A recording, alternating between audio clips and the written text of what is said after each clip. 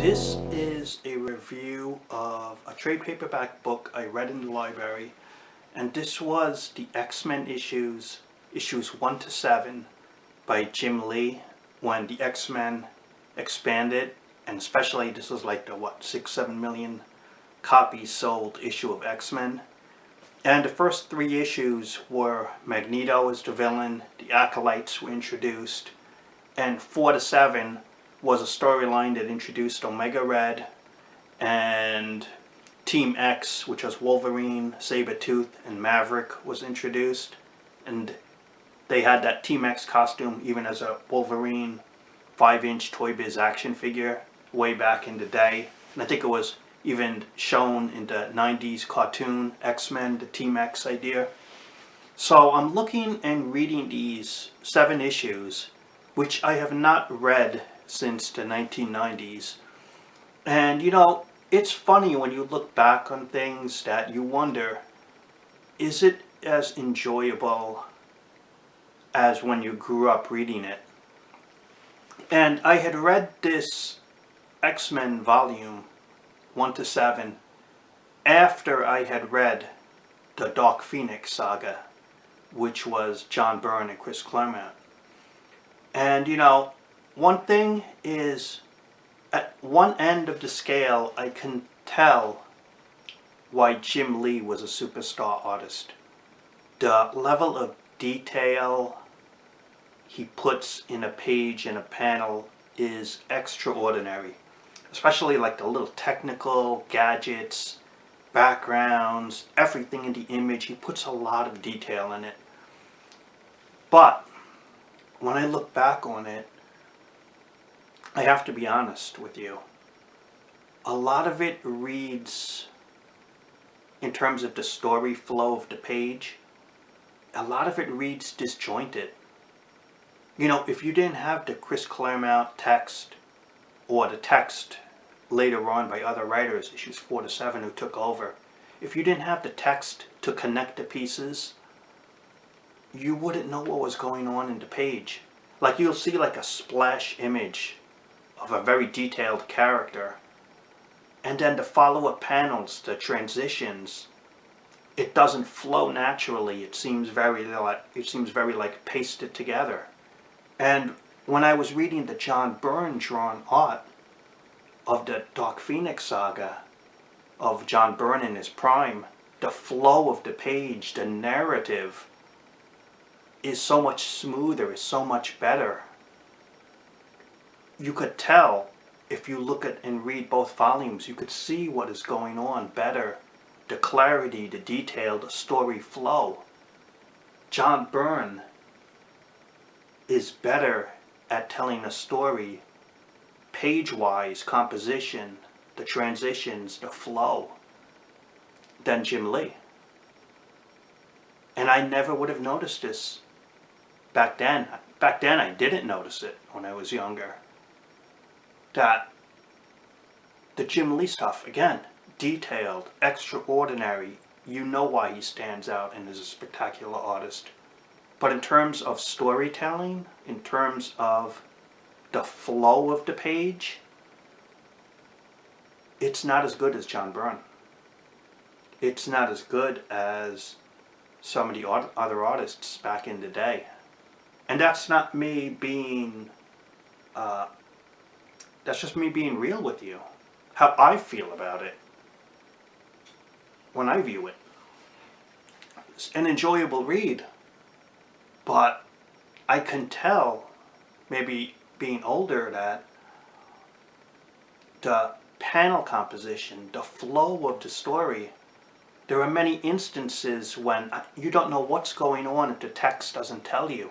You'll see supposed to be an establishing shot, but the transition to the characters talking later, it doesn't flow naturally. It's just like a paste up here and then something totally different here with no connecting point.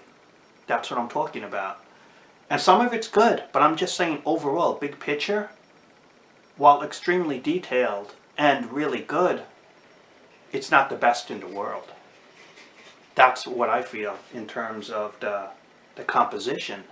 You look at John Byrne in his prime, and then you be the judge, you know, or you look at a Jack Kirby in his prime, or a Steve Ditko, or a Neil Adams, you know, you see how it's not just art details and anatomy, comic art, it's about how you tell the story, the composition, the flow, the transitions. And that's a whole different art. That's a whole different aspect of comic books than just drawing pretty pictures. And so the X-Men issues 1 to 7, an enjoyable read, but not the best in the world. You know, you could see why Jim Lee was a master of his craft, but the storytelling could be better. You know, Chris Claremont had left after issue 3, after his decades-long magnificent X-Men run. And then the X-Men were pretty good a couple of years later, and then Jim Lee formed Image Comics, etc. And he got better. His Batman stuff, I think his stuff at DC years later got better in terms of composition, telling the story better. But when you look back on it, you go, it just could have been better. It's not what you thought when you grew up with, you know? So that's my thoughts about the old soldiers, or I should say the X-Men Genesis, issues 1 to 7. And I'm going to talk about another X-Men storyline while I'm here, instead of saving it for another video. And it's the first time I read it, because for some reason I never read it in the past until I saw it here. It was the first Wolverine miniseries, 4 issues, by Chris Claremont and Frank Miller.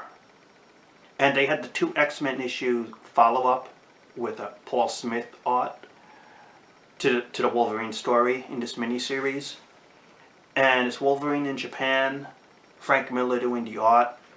The first miniseries of Wolverine, when I look back on it, since I've not read it previously, back then I could see aspects why it was revolutionary for its era. But looking back on it, it was just a good story, but it wasn't great. I think some things don't age well in particular. And back then it might have been truly revolutionary for the Wolverine character. But it was not, when I look back on it, it wasn't as iconic as it's made out to be. Frank Miller's art was good, but there are instances where his art is not as great as it was later on. I think Miller really shined in Daredevil. Artistically, he really grew as an artist on the Daredevil run. And this run with the Wolverine character, his 4 issues, there were elements that were really good, and there were a couple of elements that were not the Frank Miller that would be much better later on. So the art was good, it had some moments, but also some moments that really were not fantastic. But overall good, the writing was solid, and it's does Wolverine get married in Japan, you know? And that's the storyline. And it's pretty good. One thing that I liked seeing is back then, Wolverine was not invincible. When he got injured and his healing factor kicked in, he felt the pain. Later writers have made Wolverine basically invincible. No matter how many times he gets shot or stabbed or injured, he shrugs it off and keeps on going. And that really lacks emotional depth. And what you see here is Wolverine gets injured. He pays the consequences. He's hurt. And you don't see aspects of that in terms of the writers anymore. They have made him too invincible as a character. And it was a pretty good storyline, but I think could have been a little better. And then I read the Old Soldiers issues. There was a trade paperback with Alan Davis art. I only read a couple of the X-Men issues that Claremont and him wrote together, or co-plotted and then did the art with. It was a couple of random issues of Uncanny X-Men. Pretty good, storyline wise.